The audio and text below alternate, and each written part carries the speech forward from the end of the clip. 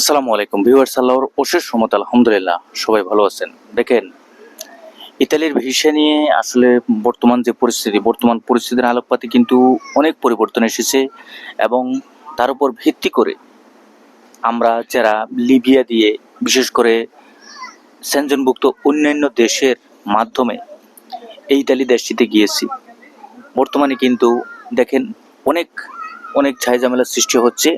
এবং তার উপর ভিত্তি করে যে বিষয়টা, সেটা হচ্ছে দেখেন, আমরা সেখানে যাওয়ার পরবর্তী পর্যায়ে আমরা গিয়ে কিন্তু আমরা এইচএলএম, যেটাকে বলা হয়, আপনি সেখানে সরকারের কাছে আপনি আশ্রয় নিচ্ছেন।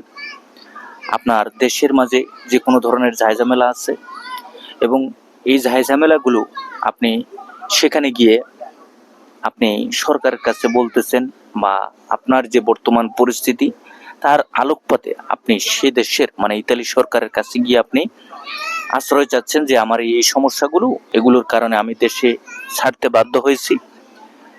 আমার দেশে গেলে আমার বিশাল বড় আকারের সমস্যা হবে, বা আমাকে দেশে গেলে আমাকে জীবনে মেরে ফেলবে, বা এই ধরনের যে মানে আপনার দেশ আপনার জন্য নিরাপদ না। মানে হচ্ছে আমরা সেখানে গিয়ে বাংলাদেশকে আমরা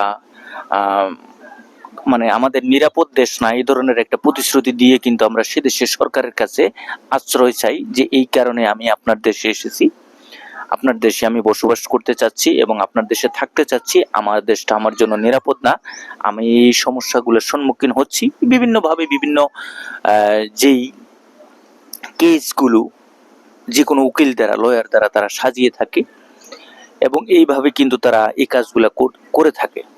তো বর্তমানে ইতালির সরকার একটা বিজ্ঞপ্তিতে জানিয়েছেন, আসলে বাংলাদেশ এবং তুনিসিয়া এই দুটো দেশের কথা কিন্তু উনি স্পষ্টভাবে উল্লেখ করে বলেছেন এবং এটাও বলেছেন যে আসলে বাংলাদেশ অবশ্যই নিরাপদ একটি দেশ এবং তুনিসিয়া অলসো মানে নিরাপদ একটি দেশ, এবং যারাই সেখানে গিয়ে সরকারি আশ্রয় চাচ্ছে সরকারের কাছে, সেগুলো কিন্তু মানে গ্রহণযোগ্য হবে কিনা এটা নিয়েও কিন্তু অনেক প্রশ্ন থেকে যায়। সুতরাং সরকার যেভাবে তৎপর হচ্ছে আমাদের বাংলাদেশিদের প্রতি, যেহেতু বাংলাদেশ সরকারের তরফ থেকে বলা হচ্ছে যে বাংলাদেশ একটি নিরাপদ দেশ, সুতরাং আপনারা যদি একটা ভিডিও ক্লিপ দেখেন তাহলে কিন্তু পরিষ্কার একটি ধারণা অর্জন করবেন। তো আমরা এই ভিডিও ক্লিপটা দেখার পরে আপনি ভালো একটি ধারণা অর্জন করবেন। Conosciamo anche le ragioni per le quali il protocollo non ha funzionato come avrebbe dovuto fino ad ora. Certamente il protocollo funzionerà quando entrerà in campo il nuovo patto di migrazione e asilo, però anche qui devo, chiedere una riflessione, no? Perché se sono stati bloccati dei trasferimenti di migranti ritenendo che paesi come Bangladesh e Tunisia non fossero paesi sicuri, nel momento in cui la proposta della Commissione europea di una lista europea di paesi sicuri annovera al suo interno Bangladesh e Tunisia, dove stava la ragione? Cioè è giusto ritenere che queste, come posso dire,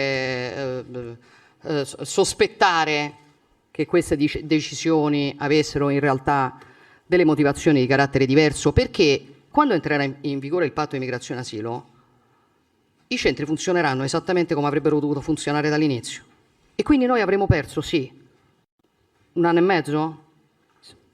Sì.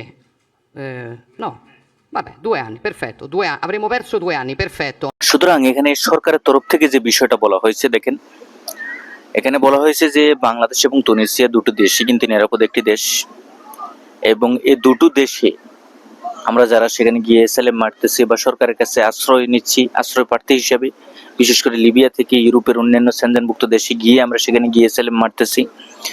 তো বৈধ হোক অবৈধ পথে যেভাবে আমরা যাচ্ছি সেখানে গিয়ে আমরা এসএলএম মারতেছি সরকারের আশ্রয়ের জন্য, সেই দেশের সরকারের কাছে আমরা আশ্রয় চাচ্ছি।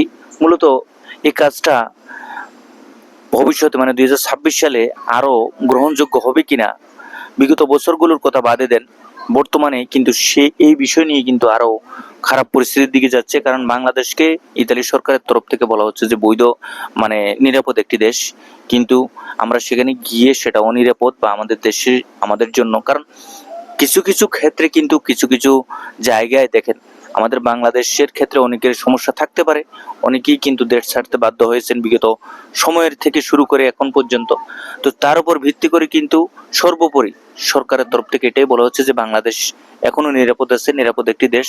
আমরা সেখানে গিয়ে আশ্রয় যে চাওয়া হচ্ছে সেটা আসলে কতটুকু গ্রহণযোগ্য হবে সেটা কিন্তু আসলে এখনো বলা যাচ্ছে না। সুতরাং আমরা যারাই ইতালিতে যাব, আমরা যারাই ইউরোপের বিভিন্ন দেশ থেকে ইতালিতে যাওয়ার চিন্তা ভাবনা করতেছি, মূলত আপনাকে একটি বিষয় লক্ষ্য রাখতে হবে, বর্তমান পরিস্থিতি এবং আপডেট সম্পূর্ণ জেনে শুনে আপনি সামনে অগ্রসর হবেন। সবাই ভালো থাকবেন, সুস্থ থাকবেন।